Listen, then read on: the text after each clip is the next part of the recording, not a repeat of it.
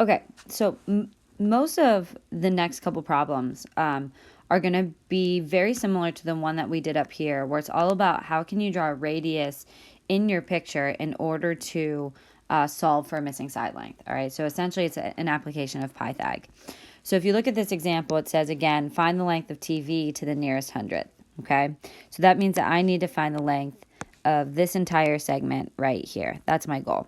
Okay, but let's problem solve a little bit. So again, what I want to do is I want to draw in a radius, all right, so that it's going to give me a right triangle. So what I'm going to do is I'm going to draw in, all right, this segment of TR, because that's a radius, right? Now, I can find the length of my radius because if I look at this segment right here, all right, that's a radius as well, but it's split into 6 and 5. So if we add those together, all right, that means that my radius is 11. So that radius, even TR, because it's a radius, is 11. So again, we're going to problem solve a little bit because we need to find TV, but if we can find the length of this segment right here, and I'm going to call it X, okay? What we know is if a radius is perpendicular to a chord, then it bisects the chord. So if I can find that top segment, then I can just double it in order to get the full length of TV. And so that's exactly what I'm going to do. And I'm going to use Pythag here because I have all those right angles. And so to solve for x, I'm going to do x squared plus 6 squared equals 11 squared. I'm going to do x squared plus 36 is equal to 121. I'm going to subtract out that 36, so 121 minus 36 gives me 85. So x squared is equal to 85. And it says to find it to the nearest hundredth, so I'm going to put this in decimal form. So if I square root 85, I'm going to get 9.22. So that 9.22 represents this segment right here. And again, what we know is if that radius is perpendicular to this chord, then it bisects the chord. So if this segment is 9.22, then this segment is also 9.22, which means that that full length of TV is 18.44.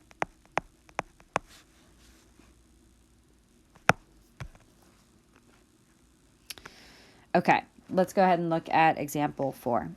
So example 4 says if SQ is perpendicular to RT and QZ is perpendicular to VU and QZ is 4, UV is 6, so all of this segment right here is 6. RS is 3. We need to find X, and X is going to be this length of QS. All right, so that's what we're trying to find right there. So that X right there, okay?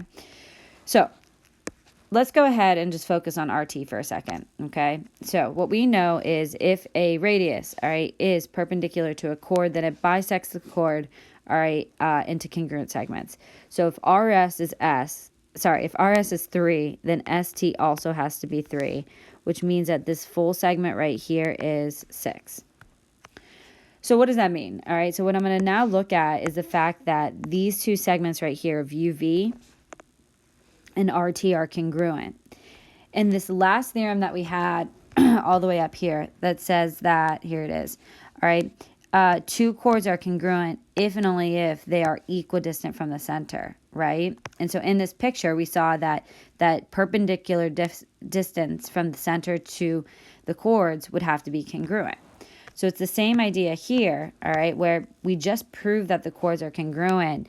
And so what we know is that they have to be equidistant. And so if they have to be equidistant, then we know that X is also equal to 4.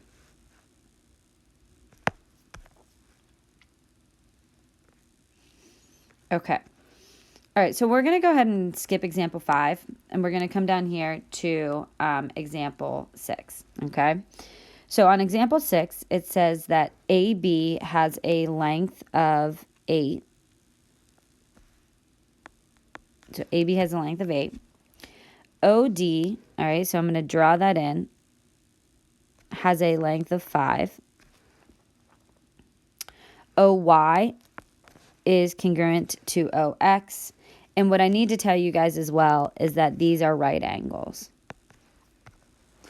So what we need to find now, all right, is DX, CD, arc EC, OX, and XE.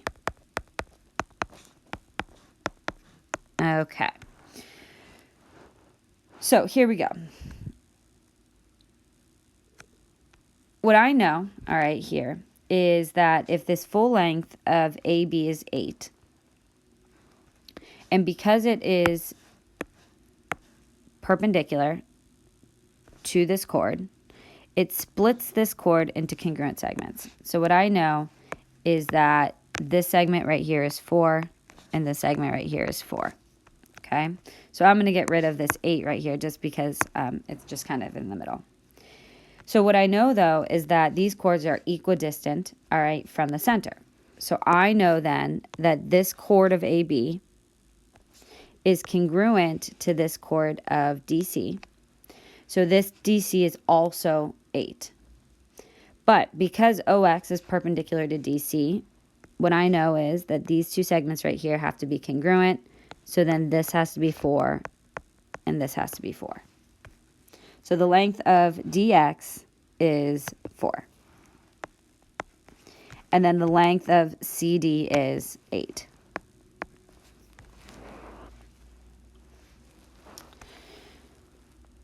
Okay, so let's now look at the fact that this arc right here, because it's across from a congruent chord, has to be congruent to this arc right here of EC. And what we know then is if this radius is perpendicular to the chord, then it bisects the chord and it bisects the corresponding arc. So if this full arc right here of AB is 94, that means that this full arc right here is also 94. But what we're trying to find out is arc EC. So I'm going to take that 94 and divide it by 2. And I have 47. So arc EC is 47. And now we need to find OX and XE. Okay, so what I want you to now look at, this is a pretty colorful picture, but I want you to now look at this right triangle. It's coming back. So what I'm trying to find here is OX. I'm going to let that be my X right there. And so now I'm going to use Pythagorean theorem in order to find OX. So I'm going to have X squared plus 4 squared equals 25 squared. All right, solving that, I'd get X squared plus 16 is equal to 25. I'm going to subtract out that 16, so I have X squared is equal to 9, which means that X is equal to 3. So my length of OX is 3.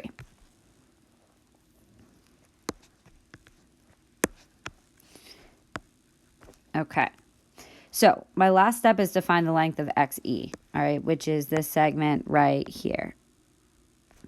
And so the key here is to look at the fact that this whole segment right here is a radius.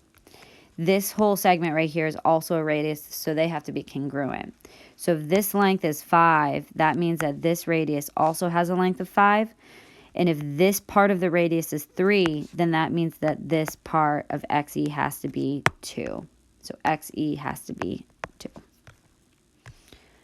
All right, guys, I'm going to pause here, and then I'll come